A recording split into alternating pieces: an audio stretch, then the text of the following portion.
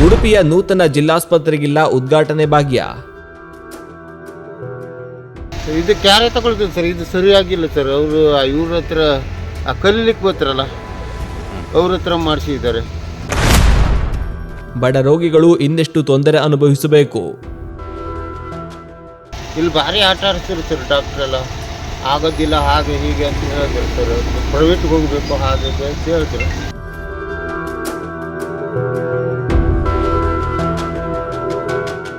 ಹೊಟ್ಟೆ ನೋವು ಇದೆ ಸರ್, ಹಿಂಗೆ ಮಾಡ್ಲಿಕ್ಕೆ ಆಗೋದಿಲ್ಲ ಸರ್. ಆಪರೇಷನ್ ಮಾಡಿದ್ರು ಈ ಥರ ಆದರೆ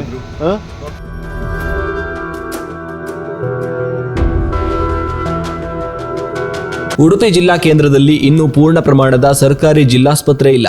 ನೂತನ ಸರ್ಕಾರಿ ಜಿಲ್ಲಾಸ್ಪತ್ರೆ ಕಟ್ಟಡ ಕಾಮಗಾರಿ ಪೂರ್ಣಗೊಂಡಿದ್ದರೂ ಇನ್ನೂ ಅದಕ್ಕೆ ಉದ್ಘಾಟನೆಯ ಭಾಗ್ಯ ಸಿಕ್ಕಿಲ್ಲ. ಇದರಿಂದಾಗಿ ಹಳೆ ಸರ್ಕಾರಿ ಜಿಲ್ಲಾಸ್ಪತ್ರೆಯಲ್ಲೇ ಬಡ ರೋಗಿಗಳಿಗೆ ಚಿಕಿತ್ಸೆ ನೀಡಲಾಗುತ್ತಿದೆ. ಸದ್ಯ ಇರುವ ಆಸ್ಪತ್ರೆಯಲ್ಲಿ ಮೂಲಭೂತ ಸೌಕರ್ಯ ಸಹಿತ ಅತ್ಯಾಧುನಿಕ ಚಿಕಿತ್ಸೆಗೆ ವ್ಯವಸ್ಥೆಗಳಿಲ್ಲ. ಇದ್ದುದರಲ್ಲೇ ಚಿಕಿತ್ಸೆ ನೀಡಿ ರೋಗಿಗಳನ್ನ ಸಾಗು ಹಾಕಲಾಗುತ್ತಿದೆ. ಇತ್ತೀಚೆಗೆ ಬೈಂದೂರಿನಲ್ಲಿ ಮಂಜುನಾಥ ಎಂಬುವವರು ದ್ವಿಚಕ್ರ ವಾಹನದಲ್ಲಿ ತೆರಳುತ್ತಿದ್ದಾಗ ಹಂದಿ ಅಡ್ಡ ಬಂದ ಪರಿಣಾಮ ರಸ್ತೆಗೆ ಬಿದ್ದಿದ್ದಾರೆ. ಅವರ ಕೈಗೆ ತೀವ್ರ ಪೆಟ್ಟಾಗಿದ್ದು ಕುಂದಾಪುರ ಆಸ್ಪತ್ರೆಗೆ ಚಿಕಿತ್ಸೆಗೆ ದಾಖಲಿಸಲಾಗಿತ್ತು. ನಂತರ ಉಡುಪಿಯ ಅಜ್ಜರಕಾಡು ಸರ್ಕಾರಿ ಆಸ್ಪತ್ರೆಯಲ್ಲಿ ವೈದ್ಯರು ಶಸ್ತ್ರಚಿಕಿತ್ಸೆಯನ್ನ ಮಾಡಿದ್ದಾರೆ. ಆದರೆ ವೈದ್ಯರ ತಪ್ಪಿನಿಂದಾಗಿ ಕೈ ಗುಣವಾಗುವ ಬದಲು ಸಮಸ್ಯೆ ಇನ್ನಷ್ಟು ಬಿಗಡಾಯಿಸಿದೆ ಎಂದು ಮಂಜುನಾಥ್ ದೂರಿದ್ದಾರೆ.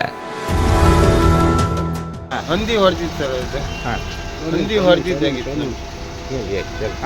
ಹಂದಿ ಹೊಡೆದಿತ್ತ ನಮ್ಗೆಲ್ಲ ಬೈಂದೂರ್ಗೆ ಕುಂದಾಪುರ ಕರ್ಕೊಂಡು ಹೋದ್ರೆ ಅಲ್ಲಿ ಆಗಲ್ಲ ಅಂತ ಹೇಳ್ಕೊಡಿ ಇಲ್ಲಿ ಕರ್ಕೊಂಡ್ಬಂದಿರ, ಬೆಡ್ ಇಲ್ಲ ಅಂತ ಹೇಳ್ಕೊಡು. ಇಲ್ಲಿ ಭಾರಿ ಆಟ ಆಡಿಸ್ತಾರೆ ಸರ್ ಡಾಕ್ಟ್ರ್ ಎಲ್ಲ.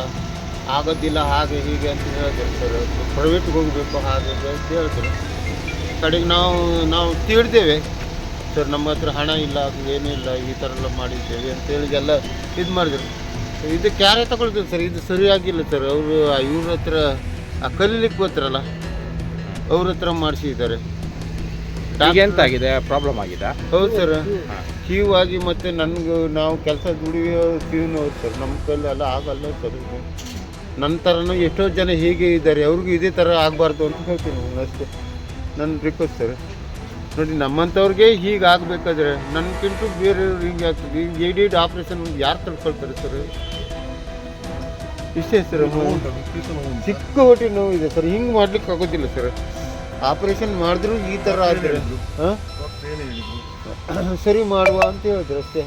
ನಮ್ಮಿಂದ ಏನಾದರೂ ಪ್ರಾಬ್ಲಮ್ ಅದನ್ನು ಸರಿ ಮಾಡಿಕೊಡ್ತೇವೆ ಅಂತ ಹೇಳಿದ್ರು. ಮತ್ತೆ